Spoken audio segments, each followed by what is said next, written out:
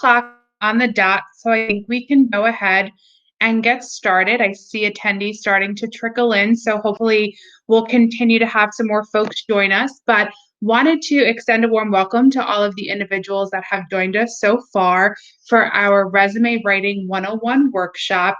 We have an hour together tonight, and I hope by attending this session, you learn some new tips and tricks about preparing your resume for college, preparing your resume for your first job, preparing your resume for a summer internship, really just thinking about what are the critical pieces of information that we'd like to share with all of you today on this very important and timely topic.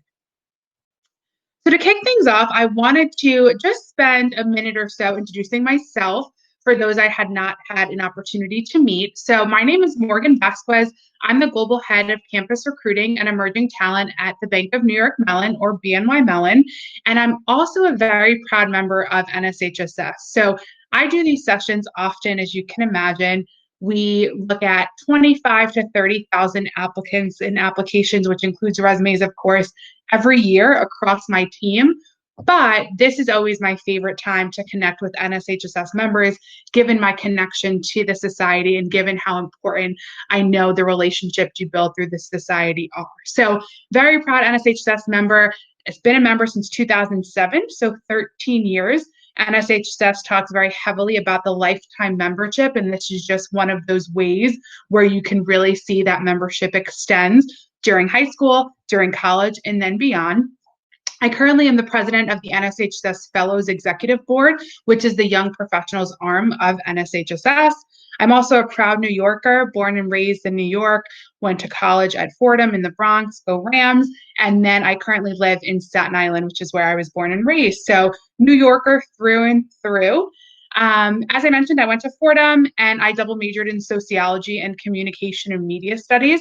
I mentioned this because it's somewhat related to what I currently do, but I think it's really important for you to see that anything you major in can turn into anything else from a career standpoint. So don't limit yourself to your major based on what you're going to do. Sometimes they directly correlate, and other times, like in my case, they don't. So really find something that you're passionate about.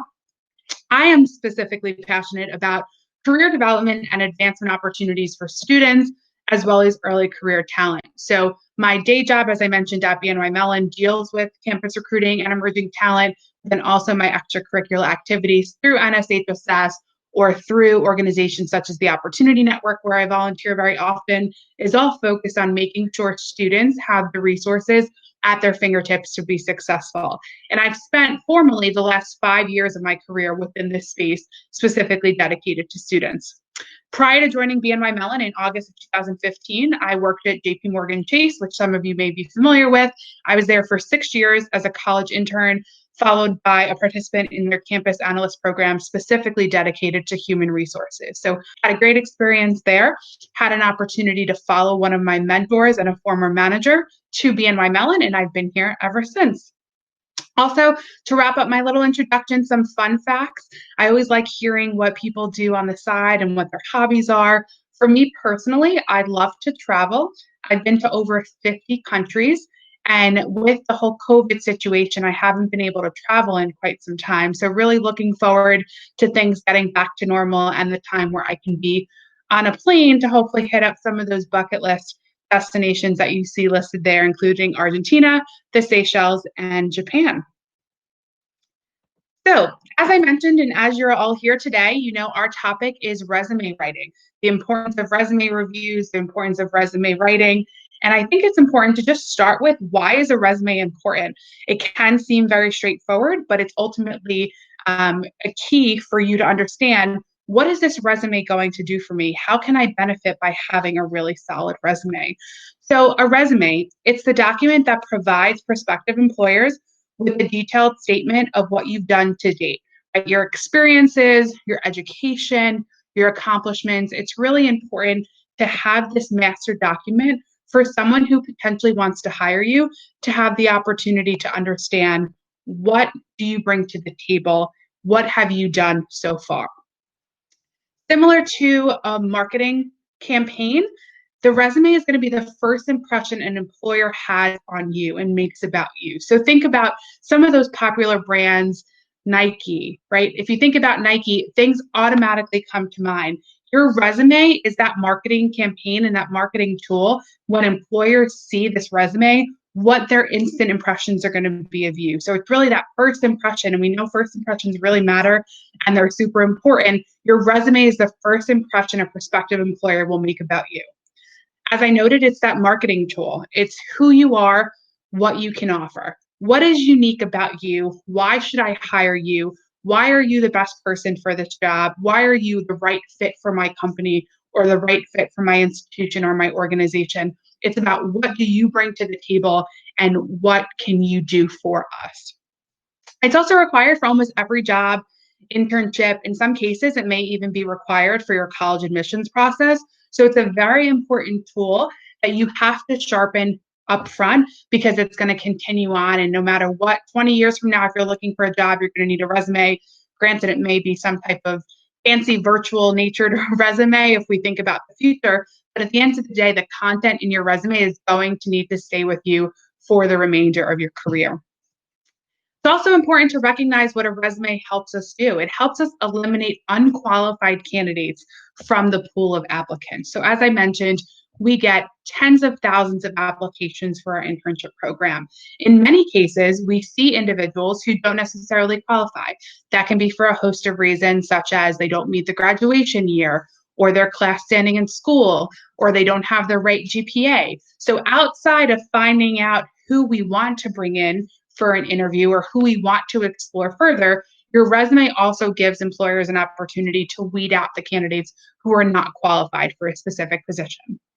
And then most importantly, your resume gets you the interview. So it's about reeling someone in and saying, okay, how do I get them to look at the resume and want to speak with me? Some people have a great resume, and then when you connect with them, things are a bit off. And that's when you really have to focus on your interviewing skills and all of those interpersonal skills that come along. But you're never going to get to that stage unless you have a really standout resume. So the tips that you'll learn here today will help you get that resume visible and help you get seen and give you that exposure.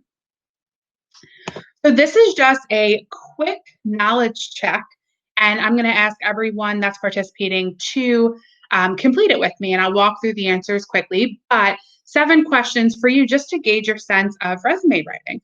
So the first question is, on average, how long does an employer take to review an applicant's resume? So I gave you multiple choice in this section. Less than 10 seconds, 20 to 30 seconds, 30 to 60 seconds, or 90 seconds. So think for 2 seconds in your mind, which one do you think is the right answer?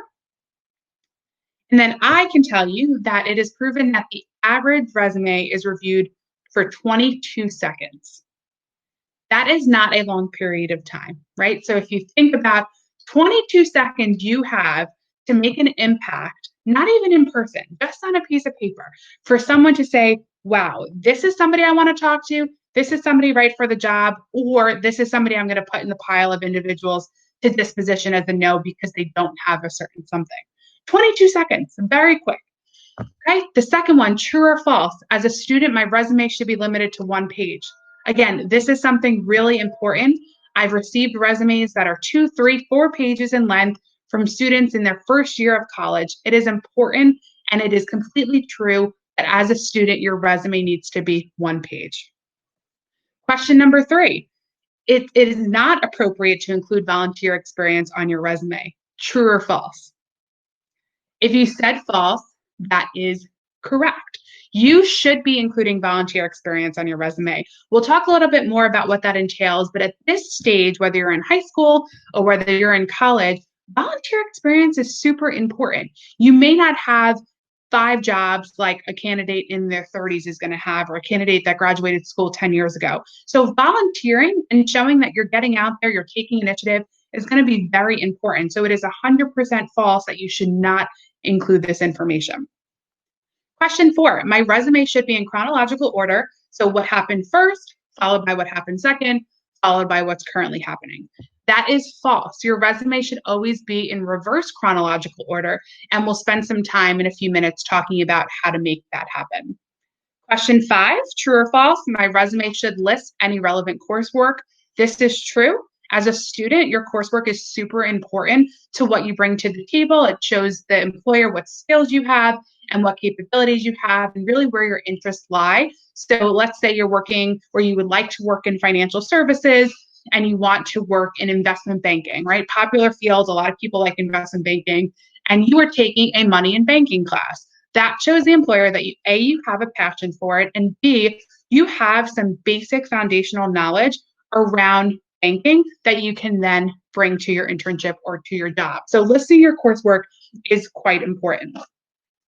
Question 6, my academic history and detail should be listed before my work experiences.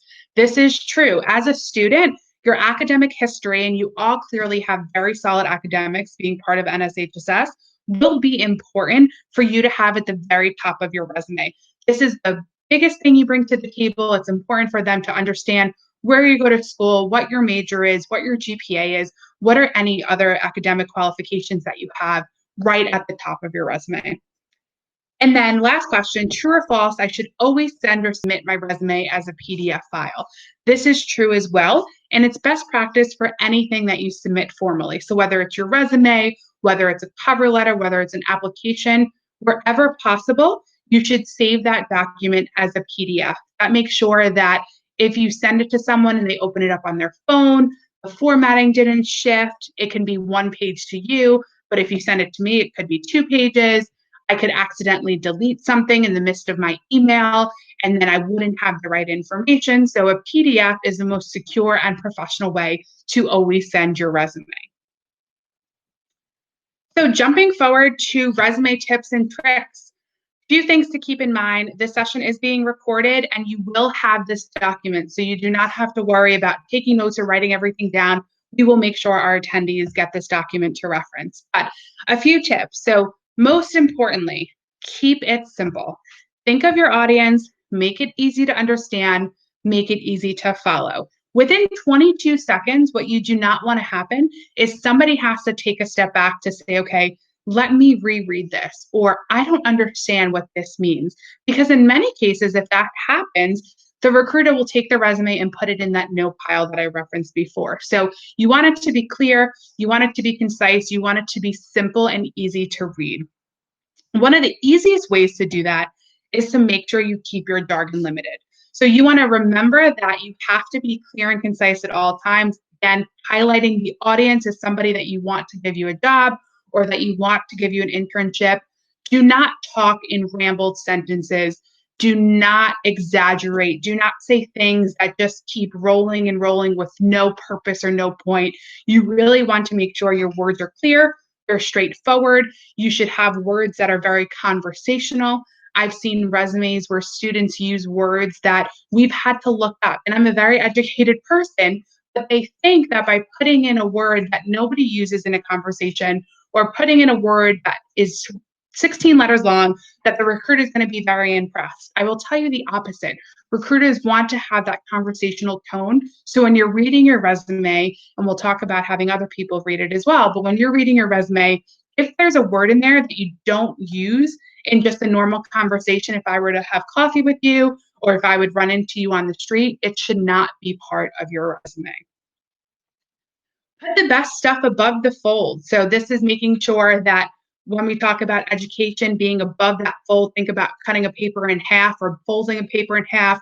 That should all be above. So if I'm walking, oh, wow, I can read all that information right away. I don't have to turn it over. And also with 22 seconds, sometimes people don't get past the first half, right? So it's really important to think in terms of having the best stuff above the fold. Your name should be captured in bold lettering. I should automatically know who the resume is, and I should see the academics, and I should then follow whatever else the resume is showcasing.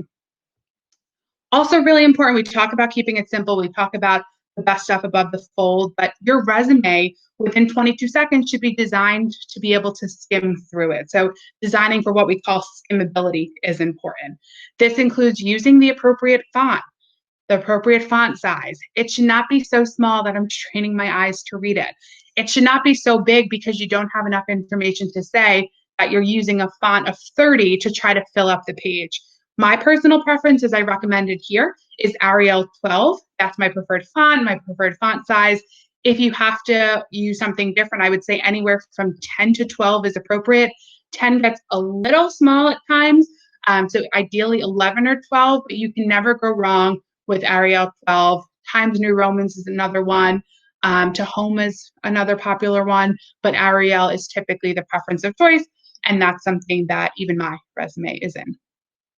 White space is very important. So this is super critical to keep in mind. This is not a contest when you're creating your resume to try to fill up every ounce of white space. That is not effective. That is not designing for skimmability. White space on the margins is appropriate. Don't move your margins all the way out. We've all been there where we're writing a paper and we push them out because we have a word limit or a page limit, or we pull them in to try to make it a bit longer. That is not something you want to do on your resume. So make sure you remember white space is important. Make strategic use of bold, capital, and italicized letters. So this means that you should not have everything italicized.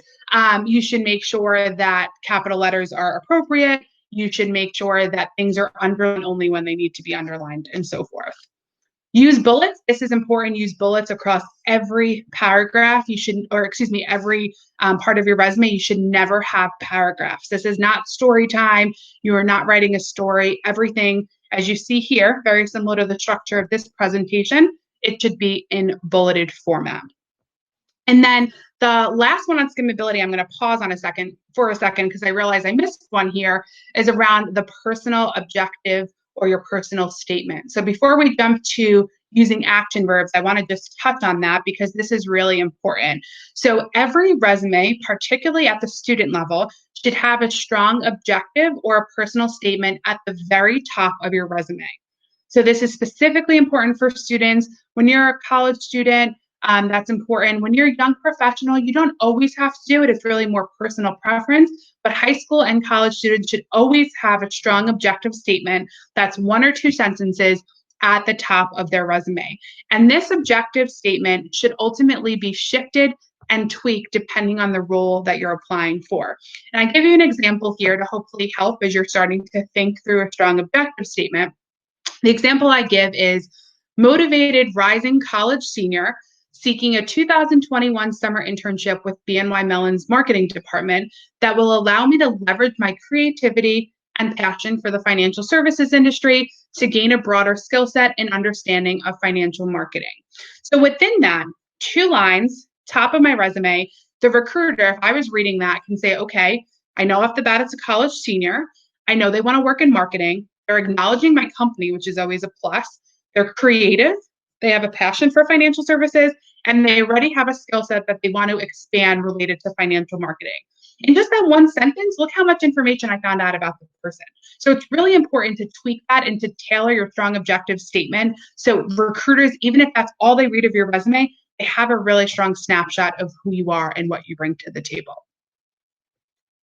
Then jumping back to skimmability, the last point that you'll see on this slide is around starting each and every bullet with an action verb. So I can't stress this enough. It is important when you are thinking about your bullets that you are not writing sentences. You are starting every bullet with action verbs, and I'll give you some examples shortly. You have to think about 2 things. One, you have to be mindful of the tense that you are communicating in. So if you had an internship last summer, had HAD in the past, your verbs should be in past tense. If you currently have HAVE, an internship now, they should be in present tense. So if I led something last year, I would use led. If I did something this year, I would use lead. I'm currently leading. You do not use ing in any capacity. So it should never say I'm leading or leading. It should be in present tense, lead, or past tense, led. Okay? The second thing to keep in mind, which is sometimes a common pitfall, is you should vary your choice of action verbs. You should not use the same one more than once. If you have to, you can use it twice. That's okay. There's so many action verbs that every single bullet of your resume where you're talking about your roles and responsibilities should ultimately be different action verbs. So on here, you'll see a list and examples of some action verbs that I pulled together. So you'll have a chance when you get this deck and when you're working on your resume to think through what you want to say and ultimately use some of these action verbs.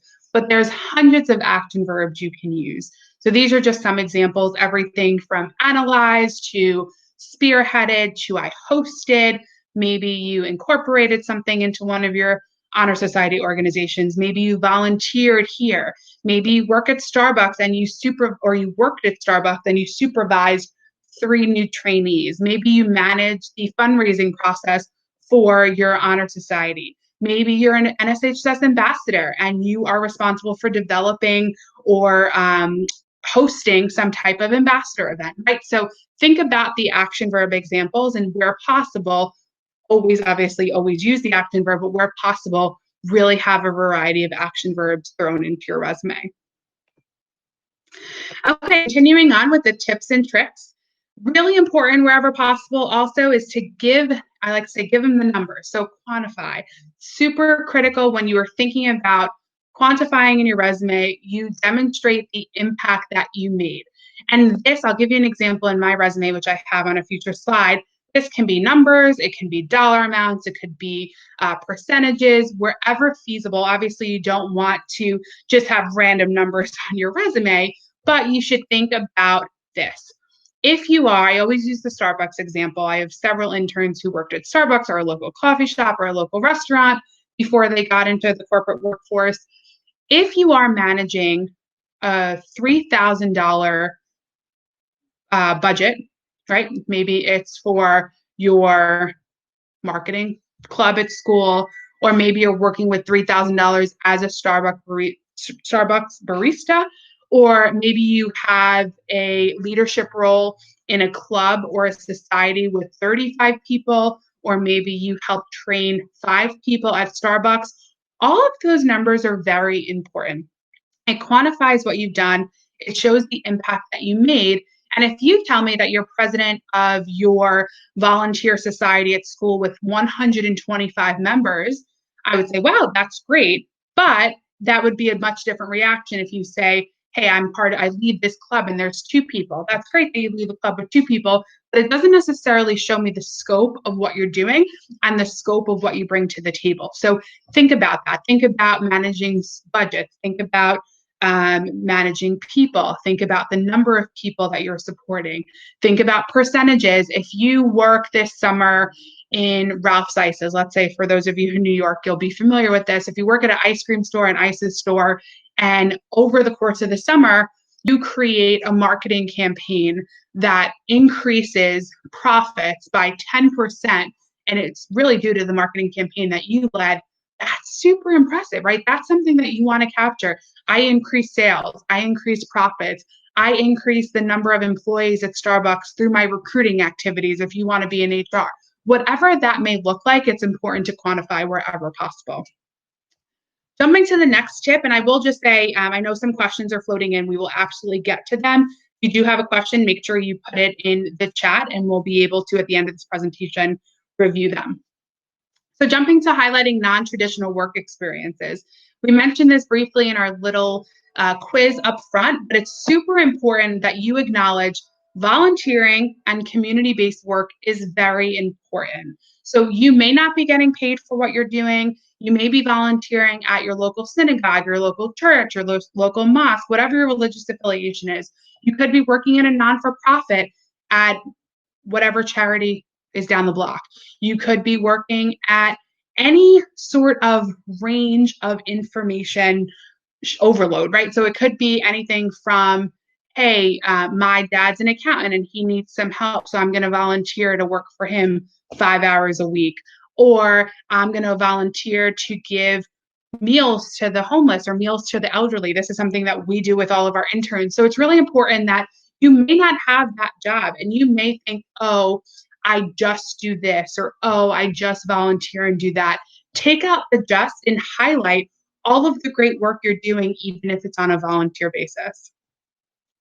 Focus on transferable skills. So think about how is the work you're doing, whether it's volunteer or community-based, ultimately transferable to what you want to do.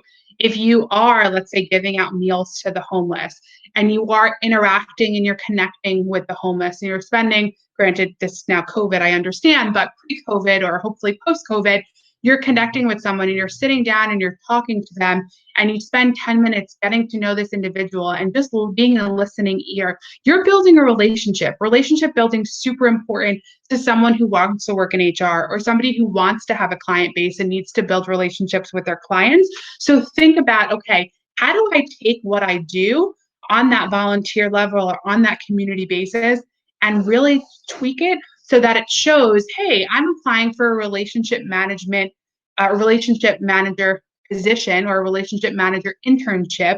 I already have some of those basic foundational skills that can be transferable because I did X. Think very holistically and take what you do and what you've done and make it into a transferable skill. The next one is wherever possible, fit the job description. So if you are applying for an accounting position and the job specifically states that they want an accounting major and they want someone with accounting experience, and you've worked at a non-for-profit where you had the ability to shadow somebody in the accounting department or you worked on an accounting project, that should be the first bullet under the header of that position. However, let's say now you are back to marketing, right? You want to work in marketing and you spent time at that non-for-profit working on a marketing campaign. That should be the first bullet under the non-for-profit experience. So think about the job description. Think about how do you tweak the information that you're sharing to ultimately be displayed within that 22-second guideline approach. So if I look, I'm automatically drawn to what you put there and what's applicable to the respective job that you're looking for. Exemplify confidence in your resume, but don't come across overconfident. This is super important. It's really important to be realistic, right? So in your resume, you want to have a strong resume. You want to use the right words. You want to come across as confident, but you don't want to come across as someone who's cocky and someone who says, I did this, I did that. It's very important to be realistic. I've had people apply for positions who have said, oh, I worked on a $6 million deal last summer for X investment bank. That is not true, right? So we understand the limitations of interns of students. We know that you did not single-handedly manage a $6 million client your first summer as an intern at the age of 19. That is just not feasible. So yes, if you supported that client, if you worked on projects, we want to hear that. But you also want to be realistic in the way that you're wording your resume so people don't come across as, oh, this person is cocky, this person is overconfident. Confidence, not overconfidence, is really important. The next one, this is my personal pet peeve and something that's really important to me, is proofread, proofread, proofread. If you have a grammatical or a spelling error in your resume, my team, under my guidance, will not call you for an interview. This is just off the bat. If we catch a spelling error, if we catch any type of grammatical error, you will not get to the next round. And I hear all the time, oh, that's really harsh. People make mistakes. Your resume is not the setting or the place to make a mistake. It is really important that you proofread. And sometimes we all have those moments where we look at the same document over and over and over, and it looks fine to us. Ask someone else to read it, right? Ask someone else to say, hey, this is my resume. Can you check it out? They're going to pick up on those grammatical errors. They're going to pick up on any spelling errors. And then also getting back to our earlier point, they're going to be able to tell you if they can understand it. And if they can understand it, great. If that person comes back and says, I read through it, grammar's correct, spelling's correct, but you know what? I don't really know after reading that what you did last summer in your internship. Then you need to say, okay, I need to take a step back because if that person doesn't understand it, there's probably a very high chance that the recruiter is not going to understand it as well. There's obviously exceptions to that process. If you're very technical and you're applying for a technical position, then the individual may not understand some of more of the coding languages in some of the tasks that you've done. Same with if you're applying for a very finance-focused role and somebody has no general knowledge of financial services. So think obviously about who those right people are. But at the end of the day, you should want anyone reading your resume to have a sense of what you've done. We talked about this also as well, reverse chronological order, what you've done now, what you're doing now, your most recent award, your most recent experience, or most recent degree should all be first. So if I had 3 internships and I'm in my internship now, I had one in 2019 and I had one in 2018. My resume should have the one I'm in right now at the top of my work experience, followed by the one last year, followed by the one from 2 years ago. So think backwards to reverse chronological order to what you're doing from your resume. And then constantly refresh and keep up your resume up to date. This is super important. I also put a little caveat about LinkedIn as well, but I think now more than ever, it's important to continue to update your resume. This could be as frequently as you need. My best practice recommendation is to do it at least twice a year. I like to do it at the start of a year, and then just given the role I'm in, my summers are super busy and we normally accomplish a lot with our intern class. So then I conclude the internship program and then add to my resume some of those accomplishments, whatever cycle works for you. But also another best practice could be whenever you do something big that you want to acknowledge on your resume, you should just throw it on your resume. I have 2 different versions of my resume. I have the professional resume that if someone asks, hey, can I see your resume? Or hey, you're up for this award. Can you send me your resume? I have that full final version. But I also have a second resume that is probably like 6 pages at this point, and it has all of my major accomplishments, everything that I think is important. And what I do is at those 2 periods of time in January at the new year, and then after the internship program leaves, I review it and I highlight the ones that I think are most important to put on my resume. Obviously, I can't have a 6-page resume. And then, of course, not everything that I think is important at that moment is actually important enough or notable enough to make my resume. But just having that running list, whether it's in a Word document, an Excel file, every time you accomplish something, every time you think it's notable, put it on this master resume, and then you can pull out the right information to put on your professional resume. So hopefully those tips were helpful. I have 2 snapshots here that I'll share with all of you. So this is my personal resume that I pulled, and I think some of the best practices that you just heard me talk about, you can now see in action. So right now, you see my name, big, bolded. The line that's crossed out is just my personal information, my phone, my address, my email address. That's how it should appear on your resume. My education right now, my education, I'd say probably within like the 10-year mark of when you graduate is still very important. So you see my education there, where I went to school, my major, my GPA, and then any accomplishments, as I mentioned, Dean's List, you'll see here as one of them. Then my work experience. So right now, I'm the global head of campus recruiting and emerging talent programs. That is my current job. That's the most recent experience. That's what's at the top of my resume. And I'm not going to walk through this in detail, but you can see here some of those pieces that I mentioned. Every one of my bullets starts with an action verb: manage, serve, create, implement, analyze, conduct, right? So those are all there, starting all different, right? I don't reuse any of them. All start with action verbs. You also can see the numbers that I mentioned. So for me, I manage a team of 14 people right now. I have that in there. I work with over 20 different lines of business to recruit for them and to get their intern pipelines running. I had a 40% growth in our hiring year over year from 2019 to 2020. Those are all important pieces when I talk about quantify. It's very simple. I would say these things in a conversation. Nothing is out of the ordinary, but I'm showcasing the impact that I'm making and what I've ultimately accomplished within this role. You can also see from a formatting perspective, it is clean. It is only underlined to draw attention to specific parts of my resume. I underline my title. I have the different sections bolded. I have the year, which is very important. You should always have the year of your experience, which you'll see on the right-hand side. I have solid margins. I didn't try to expand. It is font size 12. It doesn't look like it's very busy. It is very neat and clean. The second snapshot is how to demonstrate some of those professional activities or awards or achievements, and then business and professional skills, which we'll talk about as well. So this is a snapshot of the bottom of my resume. It talks about my professional associations. You'll see here the same requirements as you would with your job experience. What has most recently happened to me is I became the advisory board member of the Fordham University Alumni Association. That happened in January. you'll see that's the most recent one. That's why it's on top, all the way to NSHSS at the bottom, which I started in 2013 as a fellow. I told you 2007 as a high school student, but 2013 in the fellows program. That's at the bottom because at the end of the day, I had an opportunity to do that 7 years ago, and it's showcased at the bottom, but it's still very important to me, and it's something I keep on my resume. So that reverse chronological order is seen here in my professional memberships and extracurricular activities. Awards and achievements, you'll also see here, this is backwards, reverse chronological order. They were important to me to highlight 3 awards that I've recently won and achievements that I recently have.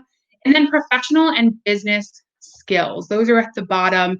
We'll talk about what these should and should not include, but when I think about what's important to me, when I think about my brand, we talk a lot about personal branding. Personal branding is super important to any professional. My 4 skills that you see here: public speaker. I love to speak in public. I have very strong written and verbal communication skills. I can influence really well. I have 5 years of experience managing a complex team in different locations. I understand university career placement and full-time recruitment because that's my specialty. And I have a passion, as I mentioned, for entry-level recruiting and diversity recruiting. So those are very objective, straightforward skills. So if somebody says, oh, okay, I don't know Morgan, but I'm looking at her resume, see she works at BNY Mellon, see she works at BNY Mellon, see she worked at JP Morgan, okay, she's part of this, she's part of that. Oh, I'm looking, great. I need someone in this role who is a very strong communicator, or I need somebody in this role who's going to have the ability to manage a team in multiple locations. These are objective skills. There's no question. There's no subjective preferences. This is really what I bring to the table and what I want to demonstrate. So those are general resume tips and tricks. I'm going to jump quickly into the ones around students. So resume tips and tricks specifically for students. For those in college, I know this is always a tricky one because sometimes you are very inclined to put your university email addresses, which is fine, but some do expire after graduation. So best practice and a tip would be include your permanent email address on your resume. This may or may not be your university email. Get the advice from the Alumni Association. Ask somebody at your university if you would like to use your university email, but just make sure that it does not expire at graduation. Also, make sure your email is appropriate. You hear this all the time, I'm sure. Probably heard it from your parents.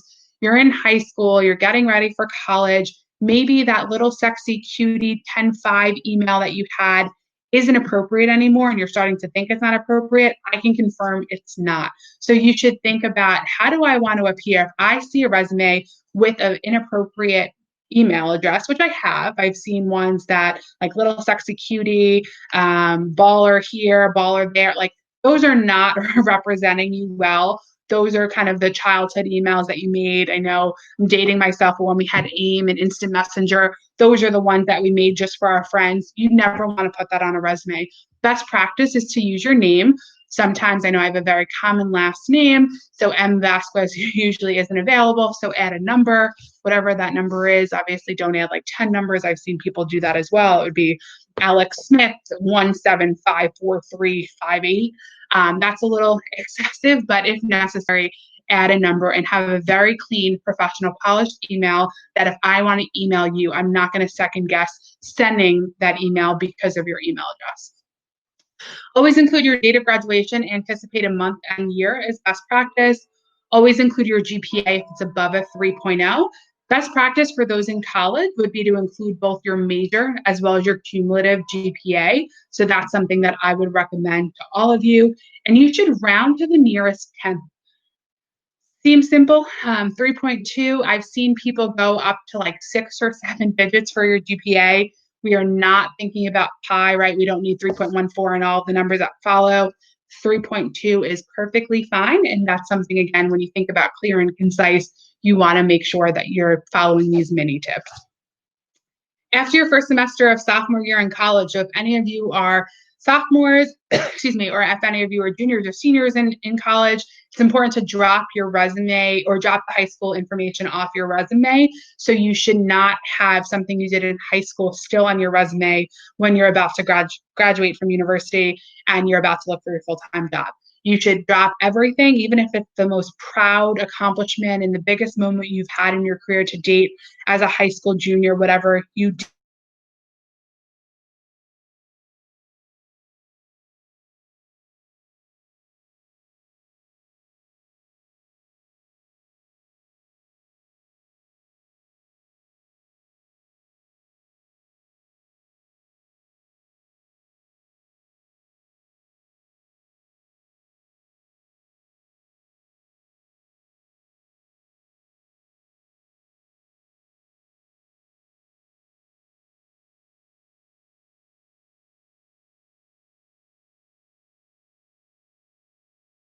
That went to your high school and participated in that club, they are not going to know what it means. So I've seen resumes where people say JHSHSPY,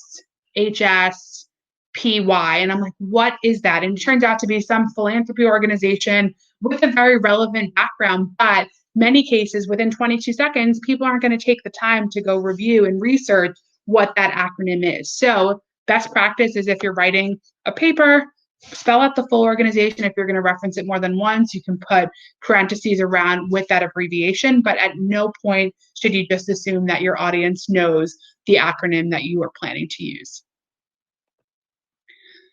Okay, and then resume don'ts. So this is sometimes just as important as what you need to do, what you should not do. Few quick things. You should never use pronouns I, me, my, unless it's part of your objective statement. So this is super important. You should not say my responsibilities at BNY Mellon are research data to the best of my ability. None of that, unless it's at the top with that objective statement that we talked about. You should never use pronouns such as I, me, and my. Don't include a picture of yourself on the resume. I don't know when this became a thing. It kind of just appeared one day, and we started getting resumes with people's pictures on it. It is not necessary. It is not appropriate. Do not include a picture of yourself on your resume. Do not include any hobbies or interests that are or can be perceived as inappropriate and unprofessional. So getting back to the examples that I provided within my resume, they were very objective, right? So objective and objectivity is super important to this. Do not put I'm a solid insert politician's name here. We've had people do that. I think it's horrible practice to do that because unfortunately there's still bias. There's still perceptions that if you do X, you may have this mindset and I don't like this person. People sometimes have a hard time separating their personal life from their professional life. And we need to make sure that your resume does not promote anything that wouldn't represent you in the best light. And it would be terrible if you're passed up for a job opportunity just because your personal preference. You can believe whatever you want, of course, but it's not necessary to write that specifically on your resume. So use things such as cooking, running, jogging, sports, right? That's always a big one. I always write like huge Fordham fan. So if somebody says they're an avid Fordham football follower, I'm going to want to have a conversation with them right off the bat, right? So think about what are those hobbies or interests that are straightforward, that can never be perceived as inappropriate or unprofessional. Do not include references. If someone needs a reference, they will ask. Typically at the intern stages, you won't get asked for a reference unless there's something specific that we want to explore. You do not need to put references at the bottom of your resume. No periods at the end of your bullet points. This is just best practice. You're not saying a sentence, you're just saying a statement. No cliches. So there's some things that everyone would have on their resumes if they could. Team player, self-starter, those types of cliches are just not important or not necessary to put. So try to avoid them. They just kind of get overused and overplayed, quite a bit.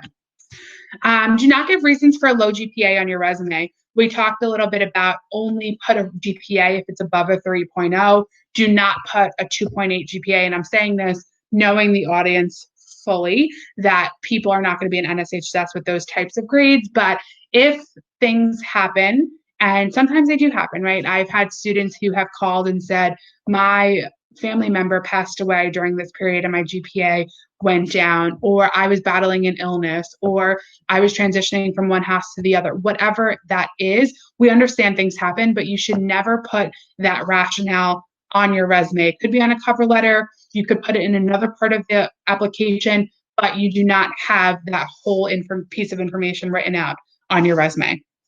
And then most importantly, I can't stress this enough, underline it, highlight it, bold, whatever you need to do not lie. Okay, you do never want to lie in life, but particularly on a resume for you to sound better than you are. You're all amazing, right? So think about, how do I make sure this is honestly and accurately representing myself? If you don't have that much to offer at this time because you're 18 or you're 16 and you're still in high school and you're trying to figure out, how do I get my foot in the door? That's okay. We do not want people to lie and exaggerate about what they did. It's important to really capitalize and hone in on the pieces of the puzzle that you all have that we recently talked about over the previous slides. Okay, and then general tips to get started. You may be here right now without a resume, right? I don't know for a fact that every single one of you already has a resume. I don't think I had a resume when I was a sophomore or a junior in high school. So if you're thinking about, how do I get started, here are a few tips. One is, make a list of all your experiences. Think about an outline for your resume. If you're writing a paper, you would normally have an outline for your paper. Same thing here. If you're writing a resume, you want an outline for your resume. Think about your leadership experiences. Think about your extracurricular activities. What clubs do you belong to? What organizations do you belong to? It can be anything. When you're thinking about your outline, put everything down. If you're in theater, if you participated in your school's play, if you are in orchestra, if you're in band, if you're part of this philanthropic effort, if you are this High School Against Cancer Society, whatever it is, put everything down as part of this outline. Same with accomplishments and awards. Did you get some type of sports award? Were you most valuable player on your volleyball team last year? Are you valedictorian of your high school this year? Any awards and accomplishments, make a section for that as well. Community service and volunteering, super important. I will stress enough, if you have not, which no NSHSS members completely do, but if you have not really honed in on your volunteering, once things get back to normal, go out in your communities and volunteer. While things are still picking up with COVID, think about virtual engagement and virtual opportunities, but community service and volunteerism are super important. Key projects. So have you done a research project? We have the opportunity for you to present projects at NSHSS. Have you participated in a passion project? Did you do some type of startup business, or do you have a startup business? I'm always so impressed when I talk to NSHSS members and they talk about, oh, I started this sneaker selling business to help support my family, or I actually started investing when I was 13 or when I was 14. It's really, really impressive. And you want to think about, what are those key projects, or what have you done that's a bit more personal for you to highlight within your resume. And then unique skills. So again, everyone's really smart. What makes you unique? Why should I hire you? Fluency in multiple languages. You have certain coding experiences when it comes to technology coding. Whatever those unique skills are that you think could be relevant to a resume, note those as well. Reflect on your strengths, skills, and most notable experiences to date. This is kind of part of that outline. So what do you feel are your biggest strengths? I shared some of mine. I think I'm a great communicator. I'm very passionate. I have the ability to influence very well. I think I'm a great leader. Those types of strengths would be something that you would want to capture within your outline. Same with skills. Think about the skills that you bring to the table. Maybe you're super analytical, you're great in math, and you love really analyzing data and analyzing numbers. That's a skill. Experiences. Have you traveled to another country? Have you participated in a College Now program? Have you went to a local community college and got credit? Whatever that is, think about your most notable experiences, and don't be afraid to ask others, right? You can ask your family members, your teachers, your peers, friends, whatever that is. Sometimes it takes other people reminding us what our strengths are, and other people saying, here's my perception of you, for you to really understand, what are the biggest strengths that you bring to the table. A few other things: explore standard professional resume templates to determine which one you want to use. Different industries have different best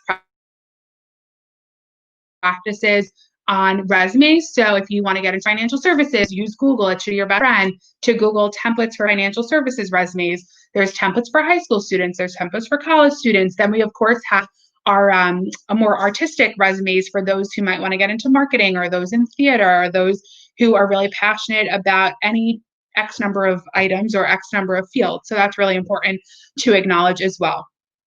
If applicable, think about including samples of your work. And what I mean by this is, if you are right now in college and you're a communications major and you were looking to become a news anchor, you need to obviously have a sample of your work for other people to see. So this can be captured on a website, it can be captured on some type of platform. You should have a link on your resume for individuals to go there and to find out more.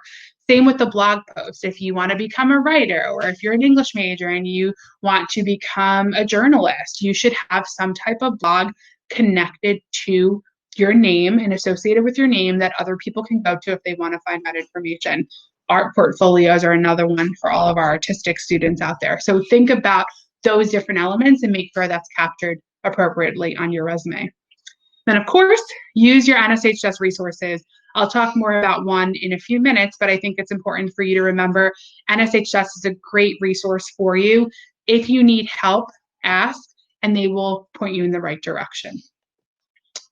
So with that said, I'm going to go to the Q&A section of our chat and answer a few more questions for the next 10 or so minutes. So I'm going to pull them up. Give me 1 second. Okay, so I'm going to start with the first question from Alina. Can you use freelancing online as previous jobs for your resume? Absolutely, right? So that you've learned skills through freelancing, that's a work experience. You should ultimately make sure that that's captured on your resume. Is it okay to use colors in my resume? I would say no. Best practice would be no. If you want to make something stand out and you want to use, let's say, a navy blue or some type of dark gray, that's okay, but you should avoid colors on your resume. I've received resumes that have hot pink and red and green. It just doesn't come across as professional, and that could be based on industry. Maybe you want to be a creative writer and you're very creative and you're working on some type of resume that's going to go to somebody who's trying to hire for a creative writer.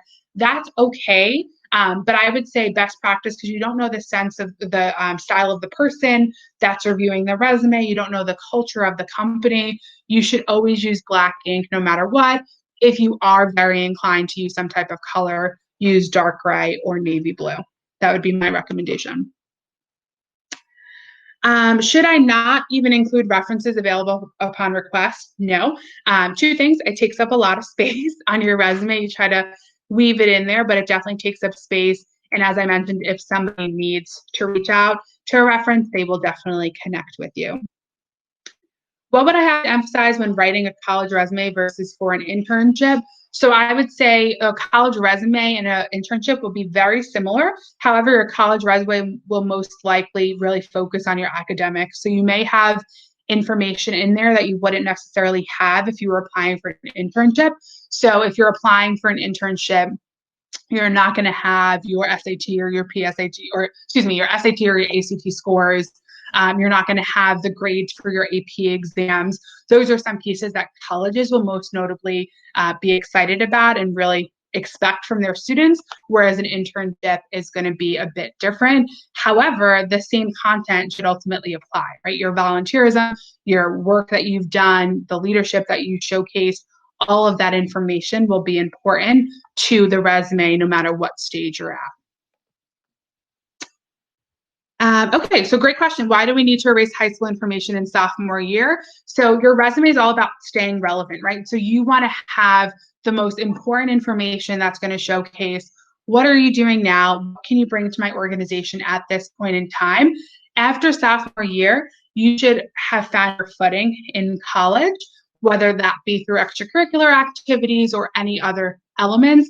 And it'll be super important for you to not ignore that, and really say, okay, what's meaningful and what's not meaningful. If you did something sophomore year of high school and now it's sophomore year of college, it's really not necessarily going to make the biggest impact, and it could be from years past.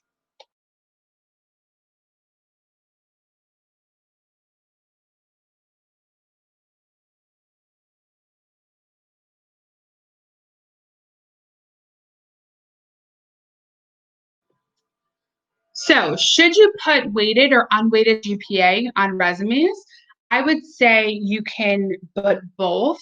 when you're in high school applying for college, or if you're looking for an internship in high school, you can definitely put both. You should put your weighted in parentheses and then your unweighted also in parentheses. So it would say 4.1 parentheses weighted, and then maybe a dash or a comma to say 3.7 unweighted. So I think both is a best practice.